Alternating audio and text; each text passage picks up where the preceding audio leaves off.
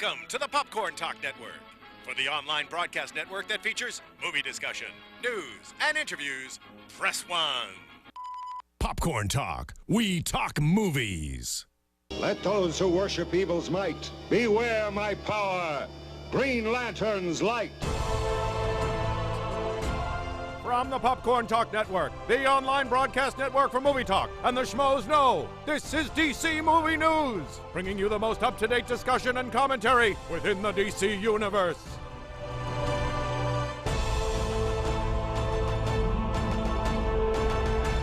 Hello, DC fans, and welcome to DC Movie News. I'm Matt Key, hosting DC Movie. Hey, Matt Key! What? It's my birthday!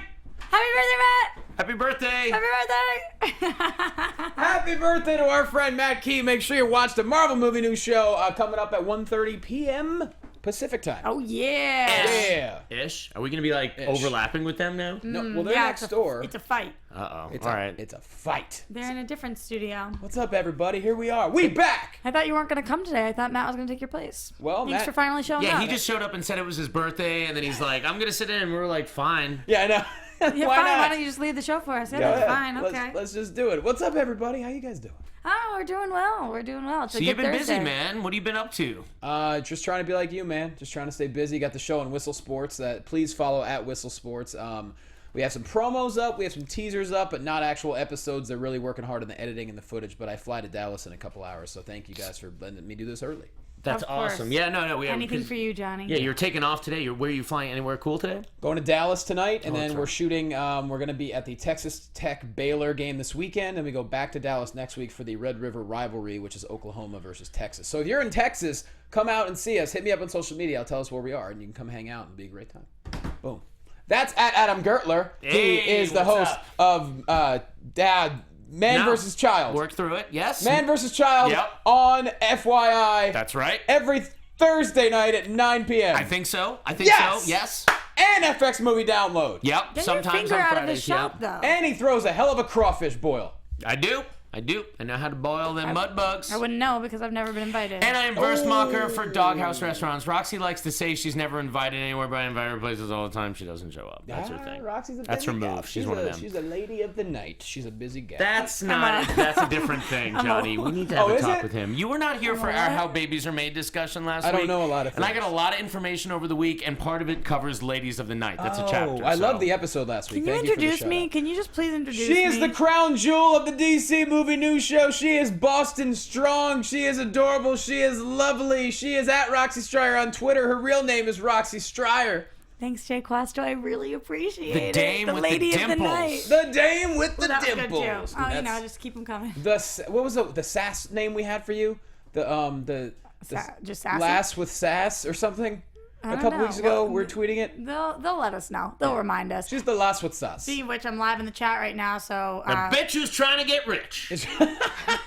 Is your chat working? Because mine Yeah. is barely working. yeah, I got it. Except they don't care about us. They just care about Matt and wishing him a happy birthday. Yeah, happy birthday, Matt. Make sure you watch Marvel right after us. So we got some fresh out the box stuff right now, which is really cool. Apparently, George Miller is refuting what John Schnepp dropped on our show just a few weeks ago. He is saying that there is no BVS going on. That there's not going to be a Man of Steel 2. He's not doing it. He said, actually, his exact quote was, "I hope the next film I make is very, very, very small without any special effects and not stunts." He goes, "There's been some of that in the mix, but the rumors are certainly not true about Man of Steel 2. Yeah, I think that this is very interesting. I actually read it a little bit of a different way. I feel like the article title is a little manipulative. What he basically says, first of all, this is great that he's even acknowledging this. George Miller says he wants his next movie to be a really small movie. Right. Okay?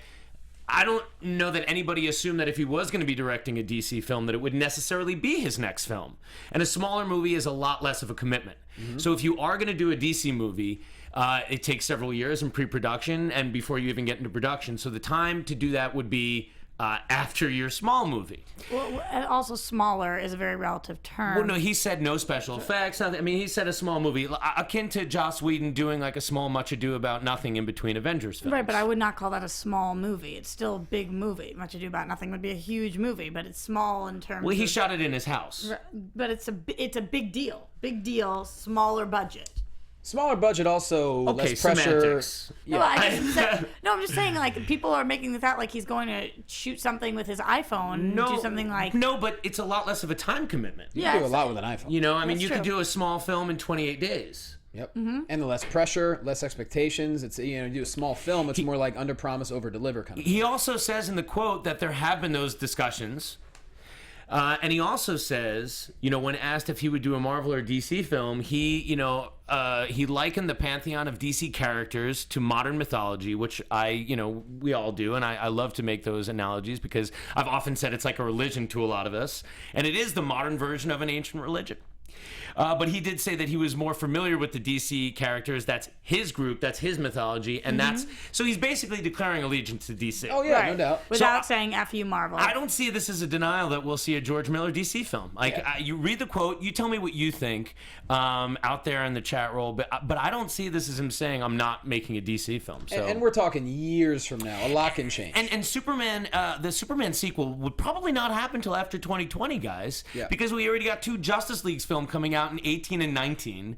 And then the next big tentpole, relative, they're all kind of big tentpole films, but a Man of Steel film in 2020 or 21 could be directed by George Miller, and it still wouldn't be his next film. That's all I'm saying. Oh, yeah, it's way too early to tell, but I do find it interesting that, it's funny that Schnepp dropped that bomb on our show, and it created all this buzz to where even now George Miller's like, nah, I'm not. I swear. I promise. But he doesn't really say that. I know. So I think it's just when there's interesting that he smoke- commented on it. Yeah, when there's smoke, there's fire, and I think Yeah. that he was probably told that that this is something he needs to be a little hush about right now. So he's saying, listen, this isn't in the works currently. I'm working on something smaller. Exactly. Yeah. It was a very diplomatic response, and that's what I take it. I just thought the title, the way it was put out there, was a little. It's a little clickbaity, as so many of these things are. It's like, here's definitive statement on something, and it's not anything. We Yeah. got pictures. Check them out. Paul Ponte said the next film should be small. He can do a few flicks between now and then, which is exactly what Adam's saying. So Yeah. we agree in the chat. Big time. He didn't say like he doesn't want to do any more big films. He likes working with mythology. He even said, I like working in mythology. I mean, you look at the quote, it's very positive. Yeah. And by the way, 2 things, guys. If you're in the live chat, we apologize. Our internet's a little bit spotty, so if we don't get back to you, it's because we can't keep up with the live chat. And secondly, Mike Kalinowski almost made it. He's a busy man. He's working today over at Universal, so unfortunately he couldn't quite make it over. But follow him at Mike Kalinowski. Yeah, absolutely. And going to a couple other things in the chat, I do see that you guys are talking about, and it sparked a new conversation about Man of Steel 2 and how you guys want it to be before 2020. So this is upsetting. If George Miller is directing it, then it's just getting pushed back further. Where would it be? I don't think there's any way it's happening. It's going to be such a huge film that where are we going to put it? You're the shooting calendar, 2 Justice League films back to back. Right. That's going to take a lot of people's time for, big chunk of time going to be shot there. And that'll probably be shooting in 2017, maybe even starts going in late 2016. And that's why we talked about last week them saying that BVS kind of is Man of Steel too. So And in a way, isn't, a lot of people are talking about Superman and how hard it is to nail a film with Superman because he's so powerful. Yep. And what I just thought of is like, it's a lot like the Hulk argument. The Hulk happens to be like my all-time favorite Marvel you see that character. article? No. Oh, yeah. Was there an article that kind of alludes to that? It's amazing you brought this up. We're going to get to this. We'll get to it right now. Natural segue! It's a very natural it's not segue. natural when you guys say it's natural. You just gotta let it happen. You can't just natural segue. Why do you have to pee on our parade? Because I heard that when you pee on something, that's how you get it pregnant. That's also how you get rid of a jellyfish sting. That's Anyway. more relevant to my life. So, there was an article this week where, there's that rumor we talked about weeks ago about how they're going more towards Batman. They want to have Superman less involved, and that creates kind of an issue with people. I don't know about this article, but it does say that they compare Superman to how Marvel used to use the Hulk. I didn't even do my research and read the article that you put in the chat. Oh, because I thought I had a spontaneous Whether or thought. not it's a fair comparison, I don't know. But the Hulk standalone movies didn't do as well. Then they added him in very specific, a very specific role, and it was great for him. This article thinks that they should find a sweet spot for Superman. Instead of doing standalone Superman movies, they should find a sweet spot and insert him into major storylines. And I think that would be a better use of Superman to like get the buzz going. I think it's a bit much. I think jumping to conclusions, but I think it is a lot like how Marvel uses the Hulk wisely. We love it when it happens. It's a lot of power, and it's almost like it's almost like Voltron pulling the blazing sword. You know, it's got to be used the right flavor, you know, because to tell a good story, there's got to be a lot of conflict, and the heroes have to have, you know, a lot of adverse situations. It's hard to constantly come up with new adversaries for Superman, whether they be physical adversaries or, you know, or global, like whether it's like, you know, the real estate schemes that are always the plot of a Superman movie. It's like, it's hard to find a good challenge for him. Batman, because he's human, it's just naturally an easier story to tell. He's also a lot more interesting because there are more Yes. layers to him, which is sometimes the problem people have with Superman and the standalone movies and overusing him. There's not that much that does challenge him. There isn't that much that he can't do. So it's like you always know exactly what's going to happen. Superman's going to kick butt. When you place him into different things, he becomes a little more interesting. When you team him up with people, when you have when there's such a big force that he actually can't take him down by himself and he needs the rest of the Justice League, whatever it is. And Batman's a flawed character, and we're naturally, as human beings, I think we're attracted more to flawed characters. Batman's a human being. He doesn't have any special powers, and he's had such a dark past, and a lot of people have had dark past. Maybe not as dark as the Waynes, but they've had dark past to where I think, you know, we are naturally more attracted to it. At the same time, though, it makes you wonder if this has any substance or not. It will be interesting to see how people feel about the character of the Man of Steel in the DC Extended Universe after BVS, because, you know, this is really, you know, we're talking about solo films and this and that. What are we going to learn about the character in the next film? Where is it going to set us up? And that will determine, I think, the kind of films that people want to see and the kind of stories that they're going to tell. Yeah. What's next, brother? All right, moving on next. Well, speaking of BVS, it's going to be PG-13, and I quote, with intense sequences of violence and action throughout, and some sensuality. So some sensuality. That means kissing. Is that what some sensuality I don't know. means? I'm assuming. What do you think some I'm not a very sensuality sensual is? guy. I don't know. Because the first two parts, duh. It's a superhero movie. The second part, sensuality, usually that happens, but I wonder what that means. What makes sensuality PG-13? bear I hug. actually have a good friend that I work with that works at the MPAA, and he actually, well, first of all, it's very exciting that they got to see enough of this film to rate it already. That's the big news. Some sensuality means doggy style. Really? Yes. I don't think we're gonna see doggy. Pretty style. sure we are. What? Pretty sure we are. Get the hell out of I know here. somebody that works at the MPAA, and that's what I've been told. So you can definitely. I mean, Wait, you know I'm very gullible. Are you making a joke right now? no, not at all. This is not a joke. There will be doggy style. I don't know if that involves dogs or Wonder Woman or, you know, fish or anything, but that's pretty much what I've heard from my contact at the MPAA. I think this is as big a news as Schnepp dropping the George Miller bomb. Yep. There's gonna be so you're saying some sensuality. The rule is doggy style. You're saying they actually watched the movie. Yes, the movie was reviewed, and some doggy style is sensual. I can't even not laugh at that. Yeah. I feel like if some doggy style is more than sensual, I feel like some doggy style is R-rated. Listen, we know who the love expert is on the show, so you want to trust me on this. I think the bigger news is that Are you people the are love so expert? concerned. Sure as hell ain't me. I'll tell you that much. I think people are so concerned that this movie's still 6 months away and that this is big news. That, to me, is the overall thing. Like, everybody's been talking about the rating. Nobody's really surprised by a PG-13 rating for a Batman film. Sure. But it just goes to show how excited people are for this movie that's 6 months away. And we haven't even gotten to the point where the advertising has really started for the public. Like, us, the geek population, is rabid and freaking out. But the rest of the world is aware of this film, but the onslaught of real propaganda and advertising hasn't even started. So it's very exciting. This film is Warner Brothers' game to lose. Yeah, it absolutely is. I mean, it absolutely Especially is. now that there's doggy style. Yeah. Who knew? So speaking of things that we heard from connections that we have, I have something that I want to share with you guys, and people at home are going to be really upset about what This I'm is about going to to say, be but I'm going to do it anyway. I don't know what Roxy's about You to don't say know right because I now. didn't tell you guys. This is Say it. kind of like Walk the Line. Roxy, whatever you're about to play, Go ahead. we surprise don't us. know it. I'm ready. Go ahead. So something that's a little further away that people get excited about news about is, of course, Suicide Squad. And we have a host here who also doubles as a driver. and he was a driver the other day. Meaning an Uber or Lyft driver. I don't know what he drives. Maybe like a black car service. I don't know what he drives. It might be an Uber, Lyft. I don't know. But he's a driver for people. He drives people around. Could be a Prius. And so he said, could be a Prius. Save the environment. Could be an Escalade. He wouldn't give me specifics. Okay. But he did say that he was driving somebody the other day, and it was the wife of one of the producers on Suicide Squad. Okay. So we're getting like third degree. It's all right. I like it. I like it. Oh boy. And that she had read the script. Wait, she just opened up and told him? That she had read that. He said that she was so loose-lipped that she's talking to the driver, or is she on the phone talking to someone else? I think that she was talking to somebody else, and then he kind of was questioning her, which I don't know if drivers should do. That she said that she didn't enjoy the script because it was all origin stories for every single member of the Suicide Squad. Wow. That is such a good leak. That is what she said.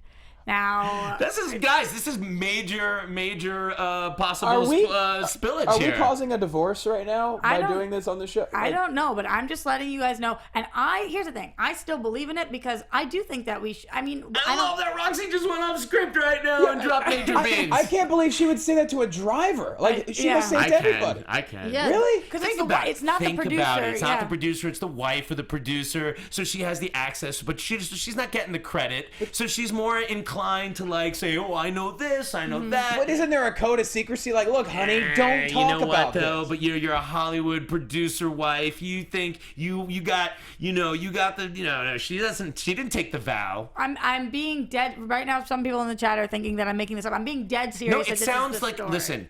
Obviously, it's a rumor of a rumor, but to me, this is the kind of thing that sounds like it could totally be true. Wow. I mean, but how would you guys feel if that is the case and they spend a lot of time on all these characters' origins? Is it an 8-hour movie? Like, no, I just think that they probably are setting up for SS2. Okay. Two things. One, I really like this spillage because this is a piece of news that you could only have heard on DC Movie News. Yeah, that's right. And it's unsubstantiated and it's unconfirmed. Right. So, but so maybe what? Not news, so are 90% of the stories that we talk about. Okay. But this is a DC Movie News exclusive. Or she could be like Michael Shannon and making shit up. Do you guys like that I didn't call you when I heard about this? Yeah, I think it's great. No, I love that. That was a natural progression. Don't ever tell us anything ever again. Okay. So if it is true. The rumor. Yeah, if it's true. I think that's fine. Like, I don't know. I mean, that doesn't steer me one way or the other about appreciating the film. Like, I don't know this woman, and I don't know what kind of script she likes. I don't know if she's a comic book person. Mm-hmm. I discount her opinion. The opinion, but the fact that she said origin story means she at least I think knows it makes something. sense. I think it kind of makes sense, and it doesn't necessarily bode poorly for the film. Like, the world doesn't know any of these characters for the most part, besides Batman. We're not going to get Batman's origin. But do you care about their origins? Is that the point of the story? I do. Yeah, I want to see Killer Croc. I want to see all that stuff. Because, listen, this is why I care about the origins. These characters are going to be used in a lot of these films over the next few years. Yep. This is what allows us to be invested in the characters, so we know that, so we share that pathos. I'm going to make a little plug right now. We are showing a film on FX Movie Download this Friday, and a lot of you are not huge fans of it. It's called Spider-Man 3. It's the third film in the Spider-Man Raimi trilogy. If you would have said Spider-Man 2, Roxy would have just Amazing Spider-Man. I know. Oh, I thought 2 was your favorite. For all the problems that film might have, what they do with the origin of Sandman is brilliant. And I'm not talking about making him be responsible for killing Uncle Ben. I'm talking about a sympathetic character where you see like why he steals, where he comes from, and and then that origin scene, obviously, where he comes up from the sand is gorgeous. Like, watch the show just to see that. Now, we've already seen Will Smith walking with like what appears to be his daughter, right? So we know we're going to be getting that origin story. Yep. We know we have to learn Harley Quinn's origin story, and those are two of the main characters. So this totally sounds consistent with fact to me. I don't think I think it's not, and I love it. I love you, Roxy. Roxy, I love you. I love you too, Adam. Here, despite her opinion, I actually took this as really good news. Hell yeah. I'm excited about Roxy it. likes it. Yeah, I do. I really like it. I think that a lot of people would be thinking, because that's why I asked you, do we care about their origin story? I really care about their origin story. A lot of times when it comes to villains, people are like, I don't want to know about their origin. But because of the context that we're seeing them in, because people don't know about their characters, is your Batman drinking out of my water? He's drinking out of your water in what style? Doggy style. That's right, guys. That's what I'm talking about. BVS is going to be featuring scenes of Batman drinking water, doggy style, That's out what of a it bowl is. on the floor. Just dropping yeah. so many bombs. Just today. dropping that piece of that news. knowledge for you. Okay, so back to our regular program television But right no, now. I agree. I also want to see the origin stories because you don't know what characters might take off from there. We already know Harley's going to take off, but like who else? And I think, you know, I mean, any of the villains, these are all villains, if they don't die in the movie, they could be showing up in any other film. Yeah. And even if they show up in a smaller role in the film, we'll be invested because we will already have learned about them in Suicide Squad, and that won't be necessary. This is the second film in our mythology we're really getting right here. Yeah. Technically third, but it's going to be the second when DC EU has got its stuff together. And if you do an origin story, you'll get the casual viewer invested towards the future. Your girl, Amanda Waller, she's going to be a major player in a lot of these movies. Yeah, she is. So I think that's great. Well, speaking of loose lips, Okay. Michael Shannon. Natural segue! Okay. What did I But I tell you think about now the I agree natural with side? Roxy. Yeah. At Sorry. that point, by the time Can't you've said it that announce many it. times, it takes away from the... Yeah, you got to just So, do it. It you know- was a good segue though. I'll give it Thank to you. We all know how Michael Shannon talked about having flippers in the porta potty and everything. Well, now he just he has a quote this past week. He goes, "Yeah, sometimes I just make stuff up," which I'm sure Warner Brothers is really happy about. Yeah. I would like to talk about this for a second here. I love that guy. Because when this was first announced, that I was someone that said, I don't think he's alluding to a performance capture apparatus. I think the guy is messing with the interviewer. If you look back on that show, the first time we busted, that's what I said. Yeah. Later, it was printed that Michael Shannon was kidding about kidding. And he said this on a podcast called Happy, Sad, Confused. But if you just look at the quote, it looks like he's saying, yeah, I said something about being the flippers and then I lied about it, but I was lying about that. So it sounds like, okay, people thought Warner Brothers DC got to you and they told him to be quiet. But guys, if you listen to the podcast on the Wolf Pop Network, Happy, Sad, Confused, it's on Earwolf or Wolf Pop. He's a totally sarcastic, funny guy. He's joking. Yeah. He's joking. Say the word, Johnny. What does he do?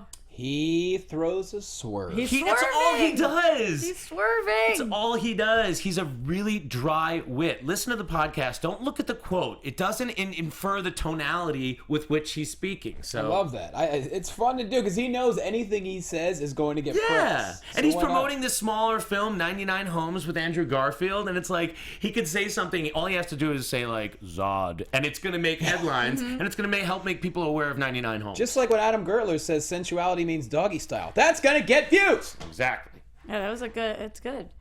I agree. No, I think that he is awesome. I think he's exactly what DC needs because we have so many people, especially in the TV world there, like the Stephen Amells who take everything very seriously and everything they say, they know it's going somewhere. Like they are by the book. With him, it's like I have no idea what he's ever going to say. I have no idea what he's going to talk about. I love listening to it, so I think he's great. It is pretty sweet. Jared Leto, he was recently in Dubai, and I think he was there for a concert, I think. I'm not quite sure. I think 30 Seconds of Mars was He was doing performing. something. Yeah, Cool. something in Dubai. And he was answering questions or whatever, and he noticed the fan was wearing a Batman shirt. And just to mess around, he goes, "You're really brave." Then he laughed maniacally, and he says, "I can't wait for you to see this. They're going to lock me away in a box after this movie comes out." I mean, just I gonna keep hurt saying you about real how the pressure is on him. Now he's putting the pressure on. He's saying he does such a great job that they're going to lock him away. So let's see how he does. You know what? Let's see if he's part of the doggy style. We talk about how some of the actors, how they talk about these kind of things, and they have to be so cagey, and this film doesn't come out forever, but everything Leto's done from the beginning with his Instagramming, he's been such... we don't know how the performance is going to be, so I'm not even going to address whether I think he's going to be good or not. Like, we'll wait. I think it'll be... But he's been so, like, a team player for this whole thing, such a supporter of the film and the franchise and the character. Yeah, the pressure is on him, and he hasn't done it in, like, in an annoying way. Like, he plays with his fans. He talks it up. He doesn't sound like a guy who regrets having just done the Joker. I mean... No. But we talk about how Eisenberg is kind of the most socially awkward person. and he is, but like Leto is a rock star. And a rock star comports himself socially in a different way than like an introverted actor. And now he's a rock star with green hair and tattoos. Well, the green hair's gone. So I love it. I'm just saying, I like, love the it comments, goes and I love this guy, and I see no reason to be negative about it until we see his performance. I think it's great that he acknowledges it. Yeah, and that he saw somebody and off the cuff went with that. I think that's hysterical. It makes me like him more. I wish I was at the concert. What That do you would have think? been fun. Would you I think love that's Leto. cool or like? Absolutely. I honestly, I have no question. I think Leto, he's proven himself to be great. I think he's going to be phenomenal. With Johnny, this. when you sent me the comment that he made this comment, they're going to lock me away. It's a lot like the Michael Shannon thing. I read that and I'm like, why is this guy talking about his performance? But now when you put it in the context of like he's on stage at the show, someone's wearing a Batman shirt, he makes an off the cuff. Then it's like all of a sudden it's natural. He's the promoting. perspective is turned, and I'm like, yeah, he's acknowledging it. He as opposed to the cast of like another superhero film that just came out where the actors sounded like they wanted nothing to do with it outside of their promotional responsibilities. It's live entertainment. It's like when you're a comedian, sometimes someone in the crowd will yell some shit out and you got to do crowd work. Leto was kind of playing off the Batman shirt, and he gave an amazing quote, and hell, it's going to be phenomenal. Can't wait. Hell no. Also, New York Comic Con's coming up next week. I guess none of us are going. To answer any questions on Twitter, none of us will be there, sadly. My brother will be there. He'll give us scoops. Oh, that's Cool. awesome. Oh, awesome. All right. Well, Michael Uslan teases big news. He teased some big news at New York Comic Con. I didn't actually see the article. I just know he has some big news coming up. So if we don't have it, we can move on. Yeah, well, I didn't read the quote. There was like an interview that he did, and apparently there's a few. Obviously, there's going to be some Batman vs something going on at Comic Con. There's also the Batman animated film scheduled for next year. I think there's actually 2 Batman animated films coming out in 2016. So people were speculating that this could mean like a solo film announcement. Yeah. What would you want it to mean? What would I want it to mean? I mean, I would want it to mean a solo film announcement, but I definitely don't think that that's happening. No way, because right now everything's got to be focused on promoting Batman v Superman and not like a solo film that may or may not exist. Even if they know they're going to do that, I think it would be foolish to announce that till after BVS comes out and people are already like really psyched. Don't forget, it could be something from the TV Time universe. Yeah, it could be something from the TV Time universe, but look, they're already using as much Batman as they're going to use. I mean, I guess Michael Uslan is a producer that is attached specifically to Batman properties. Like he's one of those guys like Avi Arad used to be, like with the Marvel. So the fact is, it is probably Batman specific. Maybe another animated series. I heard John Schnapp on his show Heroes the other day talking about a new Justice League animated series, but I couldn't find any confirmation of that, and that seems unlikely to me since they have such a slate of Justice League and Batman animated films. Right. It doesn't seem like DC is in that world right now, so I would be excited to see another ongoing series, but I just don't know if they're doing that. It could all just be a swerve just to be like, hey, we're going to do something cool, but he doesn't really know what I don't think it's a swerve because he didn't say anything specific. He just said that there was a big announcement incoming. That puts him out on Front Street. I guess we can't really talk too much about it now. What do you guys want it to be? Next week, you can be sure that whatever the announcement is, we will be talking about it. Mm-hmm. That is for sure. So here's something here. Batman Beyond live adaptation could be a possibility. The Flash's Robbie Amell may play an older Batman to where, Bruce Wayne is an older, cantankerous guy who had a heart attack on the job. He retired. The younger Batman? You mean Robbie Amell would be the younger Batman? Yeah, he handed the reins over to Terry McGinnis. Right. Yeah. And it's funny because Michael Uslan, once again, he says he would love to see Clint Eastwood playing the older Batman. There's actually a picture, Jonathan. We can get that picture of Eastwood. I see it. Oh, it's awesome. Look at that! So cool. Come on now. God. Come on now. In the 90s when we used to fan cast, it was always like Eastwood is at the top of the list. Eastwood, Brian Dennehy, who would play the Dark Knight. It'd be crazy to have him and Scott. I mean, I love me some Dennehy too, but... Yeah. Did Brian Dennehy pass away? He did in Tommy Boy, but not in real life. Oh, not in real life? Are you sure? I don't know where's Brian Dennehy Pretty been? sure Brian Dennehy's around. Yeah. Oh my God, we should probably Google If he's not, that. I apologize, but I think he is. If we get him involved in the DC universe, then we're gonna have his son and his daughter is now on Heroes. They're all gonna be like very. Oh, is common. she? She's the hot redhead. Oh, nice. I didn't know that. Yeah. He's what got do you a guys lot of think kids, that? I think. People have talked about a Batman Beyond movie for a long time. It seems unlikely, but yet I feel like it's only a matter of time before we get a crazy alternate universe one-off kind of film. Yeah. You know, that does not take place in the continuity. Is that going to happen, or is that just going to confuse? You know, I mean, Warner Brothers is spending so much time building this universe. Do you really think they're going to do like an alternative verse story? Like, it just doesn't sound likely to me. Go ahead. I think it's strange. A lot of people in the chat are talking about Robbie Amell. Theo Kabbalah says, LOL, Robbie is as desperate to be in the DCEU as his cousin. And then Paul says the Amells are such fanboys. I think that... Then why did he leave Legends of Tomorrow when he was already in there? Why did Robbie leave Flash when he was going over to Legends? Why did he leave Legends? Like, Robbie's nowhere to be seen in the DCU now. No, I think that he's going to be all over. I think that he'll be popping in. We'll talk about that later, but there's a definite new firestorm that is African American. I know, but I don't think that he willingly Well, yeah, we'll talk about it in a little bit. But I do think, and I will say, did you guys see, this is a very strange tangent, but did you guys see The Duff? The His movie, The Duff? I did not. No. I know that came out like last year, right? Yeah. Duff stands for like something ugly fat friend. Yeah, it's really mean. Designated really ugly fat friend. I don't deal with that mean stuff. But anyway, he's in it, and I got to tell you that I think that he is going to be bigger, and I think an even bigger force than his cousin. I think he's very talented. Mm-hmm. It was a weird movie, but I think he's really great, and I would love to see him. All I know is Stephen Amell crushed it at SummerSlam for WWE. So top. Stephen Amell's great too, and they're both always on. But I think that he has a big place. Where did that source come from? Like, who was talking about a Batman Beyond movie? Is that just like him trying to? He's saying that you mentioned about budget, and he said that he thinks the smartest thing to do for Batman Beyond is to not make it a blockbuster, make it dark and gritty. He's kind of, I guess, pushing himself for it. Yeah, I mean, it's just an interesting thing. It's like with, Batman is just such a big property. They're careful about how they use it. You know, they I don't see them putting like a small budget film with the title Batman in front of it. You know, I mean, we're getting a Lego Batman movie. We're getting Batman in a lot of movies. Like I just don't see it happen. It would detract from what they're doing right now. Yeah, because the point is like, why do a smaller budget Batman film for smaller returns? It just doesn't make sense. Like, they would always choose to do a bigger budget Batman film for bigger returns. It's how they make money. Very, very true. We already talked about the Superman standalone movies, which I believe, Roxy, that would lead us to a certain segment. No more movie news. What kind of time is it? Television. It's television time? No, I believe we call that. It's time for Roxy Striar's TV time. Sing along with me this round. Roxy Striar's TV time. She thinks that the Flash is fun. DC movie news, it's time to talk. TV time!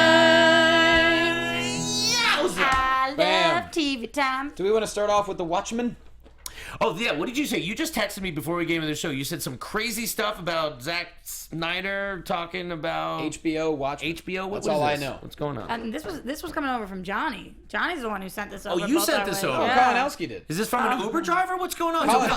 So we don't even know what we're talking about? Kalinowski texted us and said, Zack Snyder talking about Watchmen on HBO, but unfortunately, the internet here is rough. We didn't get a chance to But look the people at in the chat have been talking about it too. What do we know, guys? Yeah. We're unprepared for this. We all thought the other person had the item of news. It just happened. And like I said, the internet's a little spotty, so we're having a hard time searching for stuff. But let us know. Let's move on, and they'll inform us in the chat. I will just say this. I haven't read the After Watchmen or the Beyond Watchmen series, but a lot of people like it a lot. And I will say that despite Alan Moore hating anything ever based on his stuff, there's a lot of good stuff that people have done based on his stuff. So if HBO, which makes awesome shows and movies, right? They're the best. They're the gold standard. They are. If they're going to do something with Watchmen on it, I'm so there. Big time. Yeah, I agree. They're saying Collider broke it, that they would watch it. I don't think we have details on what it is yet, but you guys will keep it coming. Sounds I'm sure Snyder would only be some kind of executive producer like he was on the 300, but putting his name on it. It's Jay Cool says Snyder has pitched Watchmen TV series to HBO. Desert says Snyder is meeting with HBO about a Watchmen series. It's on Collider that Snyder is talking to HBO. And HBO is owned by Warner Brothers, so it's all connected. It's all the same room. Cinemax, Warner Brothers, HBO, they're all one big happy family. That'd be a hell of a show. It's not TV. Yeah, it's interesting. I think that a lot of people would watch that. I think that great fit on I would HBO. want it to be back in the prime time of the Watchmen. Like, obviously, all events leading up to the Watchmen film. Like, you can go back to the original Watchmen, like the original team, the old guys in the 40s and 50s, and then the newer team in the 70s, 80s. It would be, so colorful and yet dark at the same time. And HBO, they can do whatever they want. It would be awesome. No restrictions. And they got to start looking. They can do more than some sensuality. They're planting their seeds, like what's going to be post Game of Thrones. They're like looking 2-3 years. Game of Thrones will be done. They can do a lot of sensuality. Don't say it. Oh my God, so much sensuality. So much sensuality. That doggy style looks a little different than Cats our BBS eating doggy food, style. cat kitty style. Yep.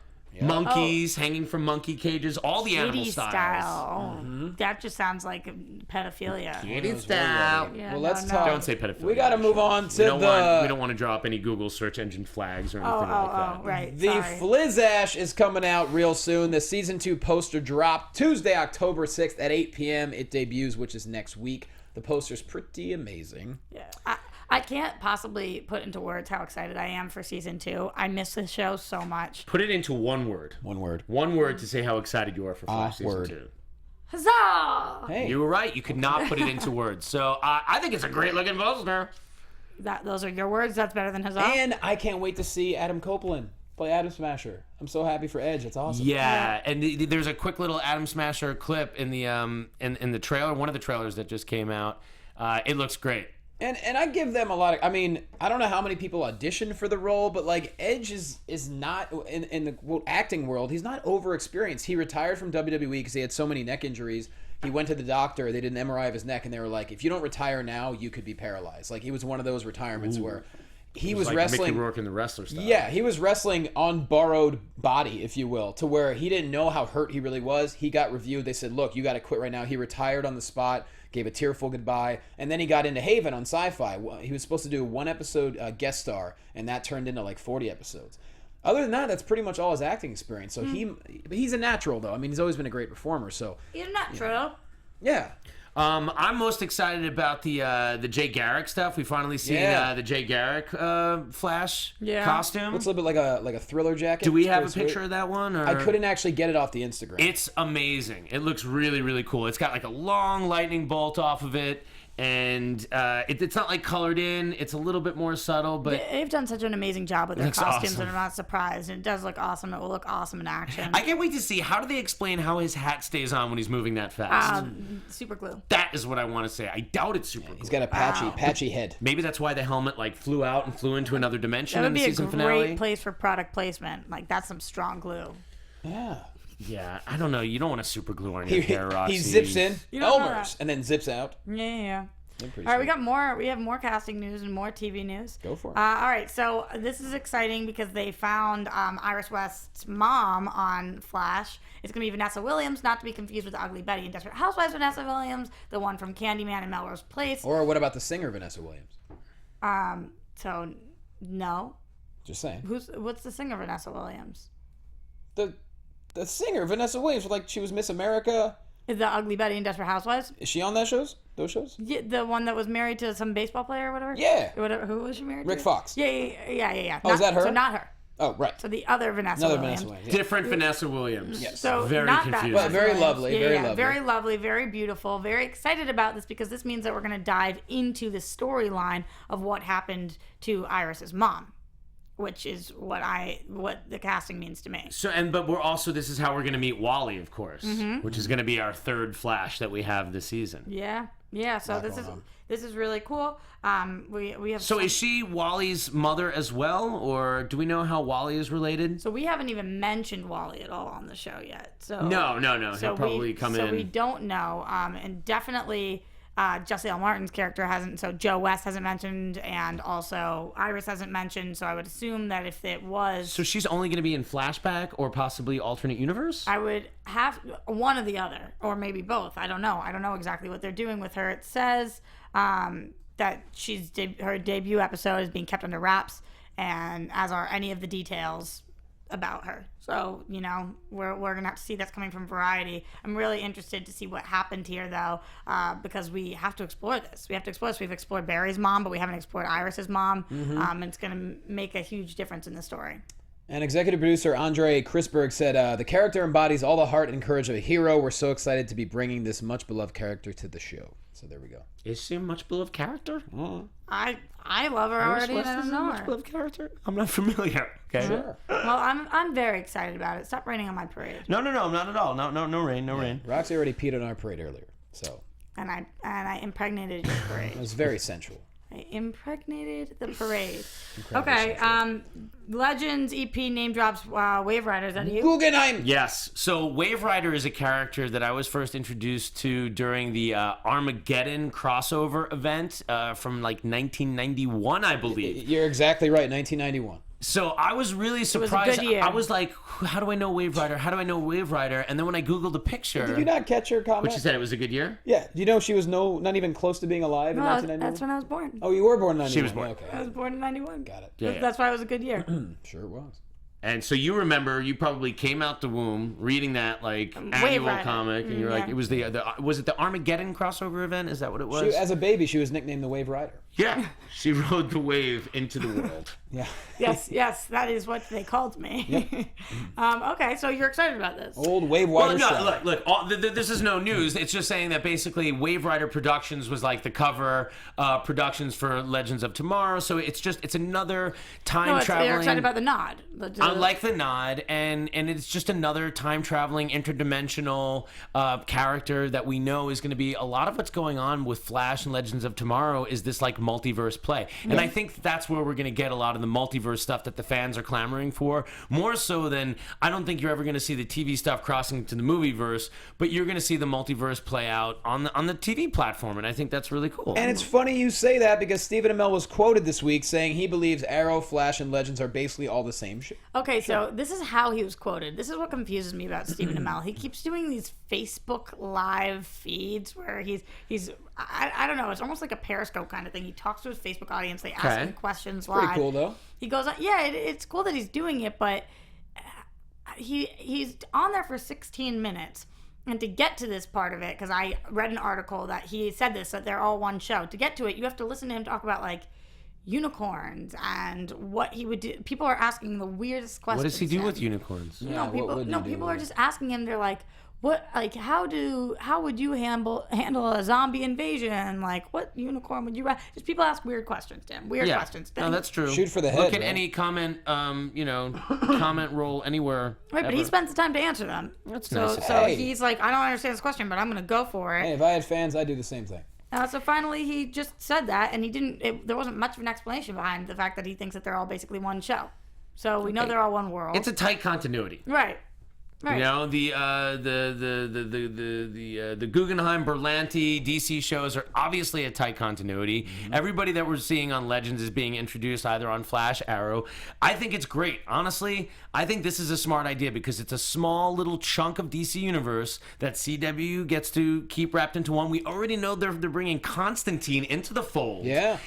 This One makes me episode of this. happy. It makes me happy too because I'm a fan of Flash and Arrow. But if I wasn't, I think it's very daunting to start Legends. You can't jump into Legends without having watched the other shows. And I think it's a good idea to keep a TV universe kind of small and keep a movie universe over here. Like Marvel's doing it one way, that's cool. But I think it's also cool to do it a different way and have little smaller compartmentalized universes. It steps on fewer creative people's toes and it allows them to tell more fluid stories that have a beginning, middle, and end, rather than saying like, well, we can't, comment on what the Flash in the movie world's going to do because that film's coming out in 2.5 years.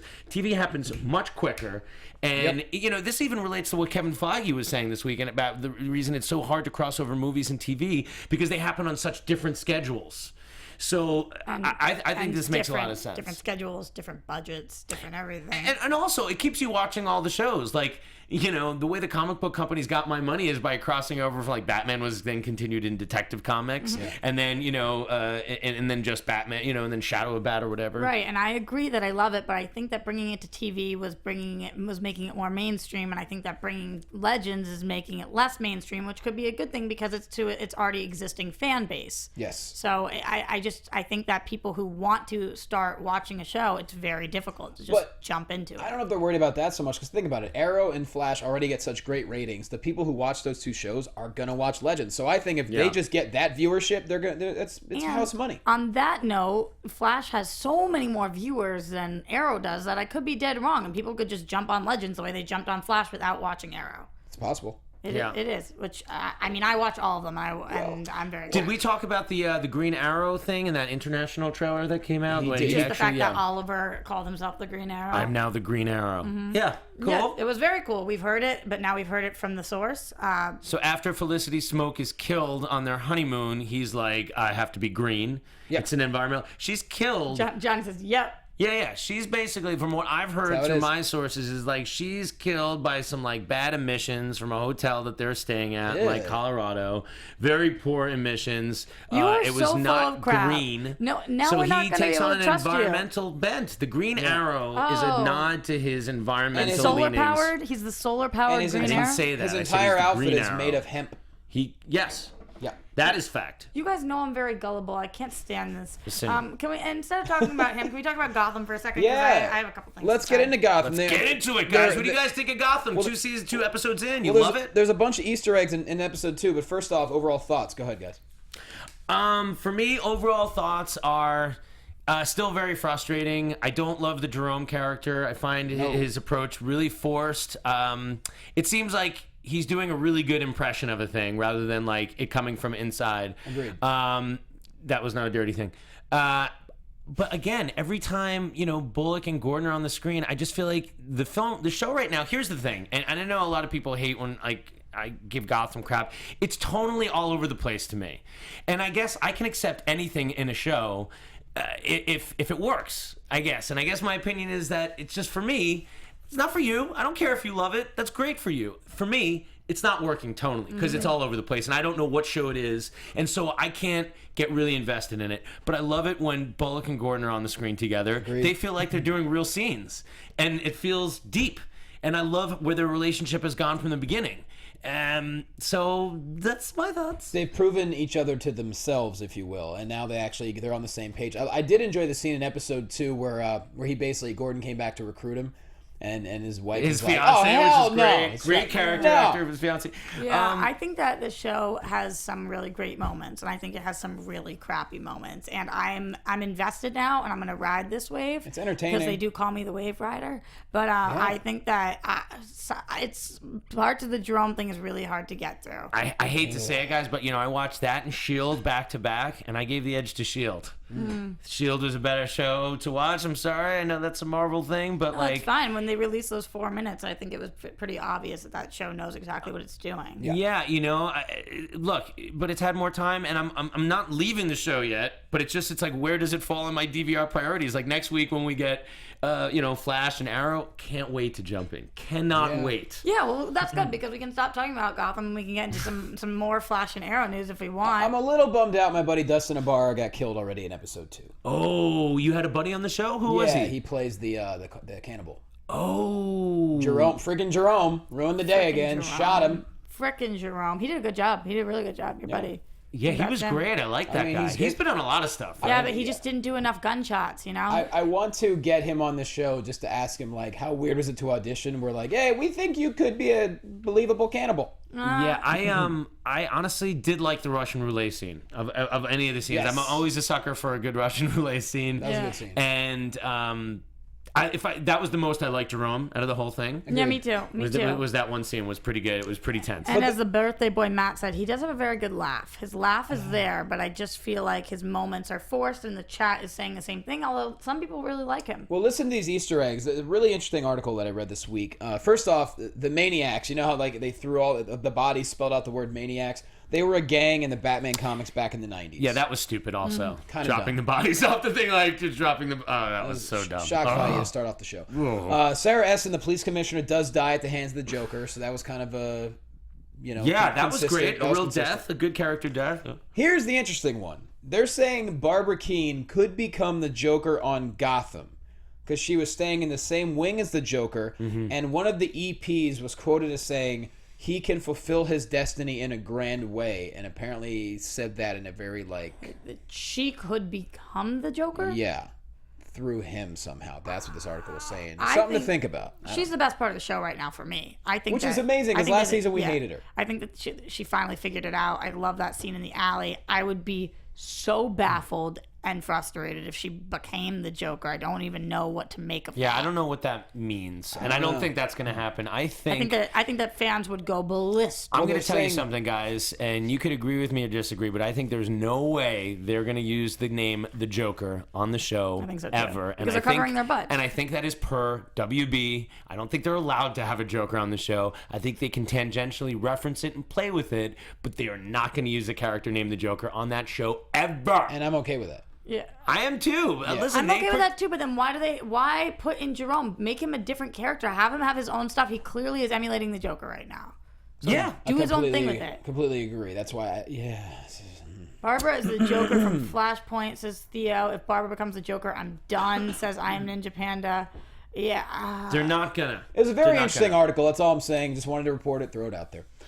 All right. Okay. So what else we got? So something that I'm really excited about. This isn't a new character, but Felicity's mom is returning, and she's returning with an extended episode arc. I loved her on The Flash. I thought she was great. So that's really cool. David Ramsey talked about his Arrow costume. Okay, Arrow costume. So I was with everybody. I thought it looked really stupid, but then if you see the pictures right there that we're showing you of him in action, kind of looks good. Yeah, he said. He was like, everybody will shut up when you see an actor. So because people's problem was that they thought that it looked stupid or that it looked like Magneto. Yeah. I just think that this show has nailed costumes so much that I trust them. In comics, how many characters have like a version of the Wolverine hat? Right. Like the Wolverine helmet is worn by like Demolition Man, by other characters. Like there are certain helmets and masks and cowls that appear many times in comics. So that's just one of those tropes. It's going to be able to do some stuff, right? Like he's like this. It's going to be like a little Iron Man HUD kind of thing. It looks like. Well, his quote was, "I know there's a lot of criticism that it looks like the Magneto helmet. By the time you see Diggle in action, you won't be thinking X-Men at all." So I believe him. I think he's going to be the Guardian. I think they're going to use the name the Guardian. And like I said, look, this is what I was basically saying about the Red Tornado picture. You see how dark that is? How much shadow is on those pictures? Like, that's what you need to do sometimes to sell these really bright costumes on a TV budget. You need to use a lot of shadow and, like, don't show us everything. Keep it a little bit in the shadows. Which is great. They know exactly how to do that. They've been doing it for seasons. That's what Arrow does. Well, so I'm happy about that. And then I was really excited about some Supergirl news. The end of this. So I sent you guys this link to Meet the Supergirl cast, which looked like it had about maybe 50 views on it when I looked at it. People weren't. It's up to 1,300. Okay, so I thought that this was awesome, and I think that anybody who's excited about Supergirl should go and watch this on YouTube. Meet the Supergirl cast. Okay. Because the cast is so excited and loves Melissa so much and think that she knocks it out of the park and that she actually is Supergirl. It got me re-excited for the show because I've kind of been feeling on it recently.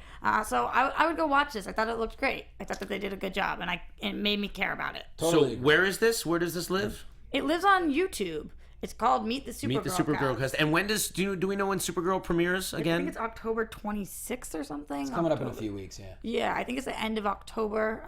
Don't quote me on that date. You're right. This video, Melissa Benoist, she is just adorable. Yeah, she is. Really. She's absolutely adorable. Yeah. What I love is at one point the cast said about her, they said, she could be on set for 15 hours and pretend she's not tired and smile and be nice and still deliver her lines. That's your job, but a lot of people don't do that.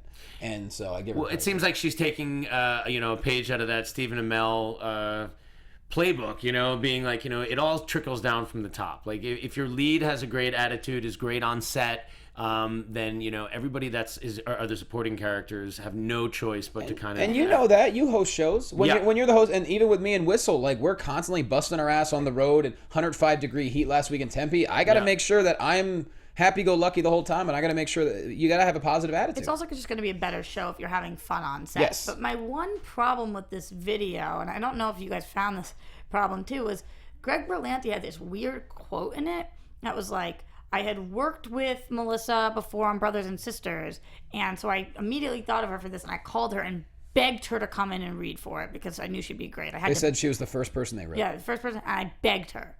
Why would you have to beg somebody to come in to read for Supergirl? That just seemed like such a weird thing to say. Like, I don't think he meant it like that, but it just kind of struck a weird chord to me. No, you don't think that's strange? No, trust me, he didn't have to beg her. I called and begged her. Like, what is that? No. And then the other cool Supergirl thing is that they were talking about, because the show is coming out, it would be a missed opportunity to not have a comic book come out. Mm-hmm. So, Adam, our resident comic book expert, how would you feel about that? Would you read that? Well, this is interesting. I don't generally like the comic books that take place in the movie universes. I know, like, Buffy was really popular and, like, still goes on and things like that.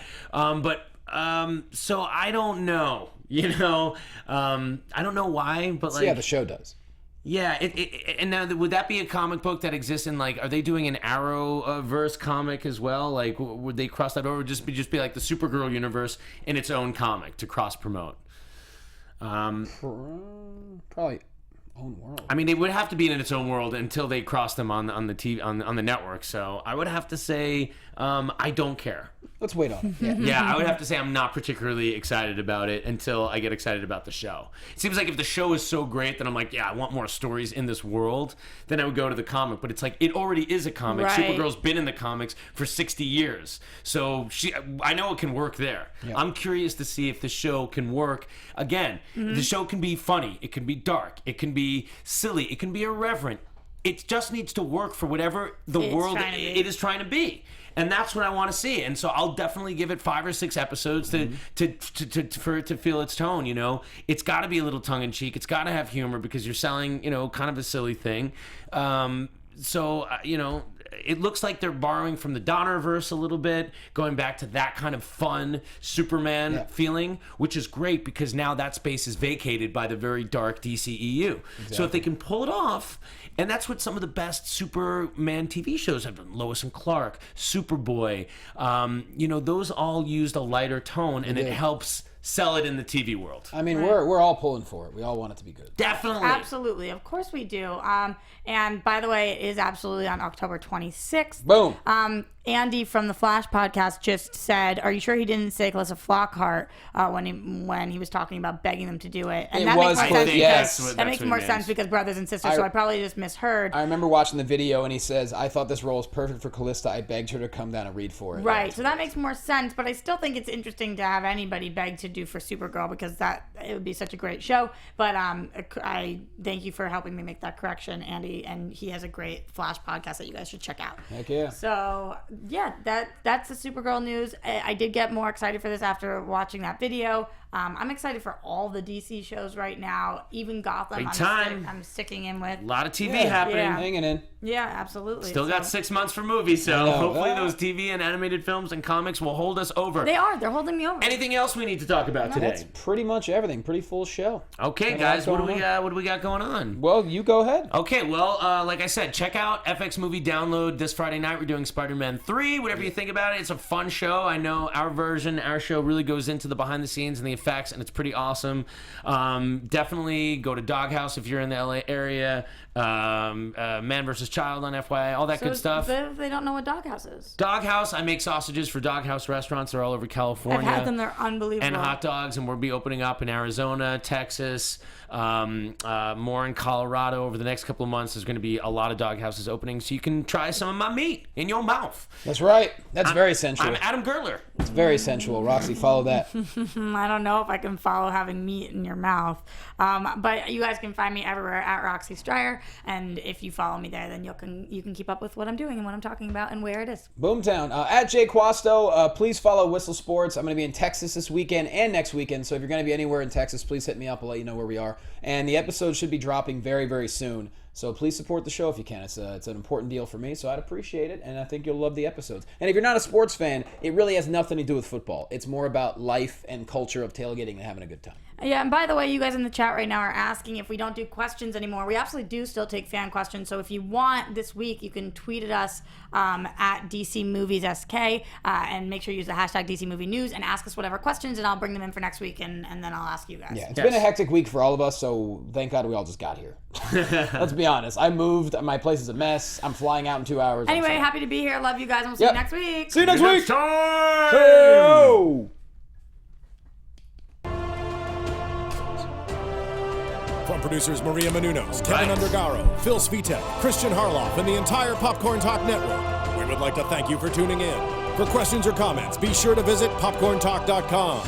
I'm Sir Richard Wentworth, and this has been a presentation of the Popcorn Talk Network. The views expressed herein are those of the hosts only and do not necessarily reflect the views of its owners or principals.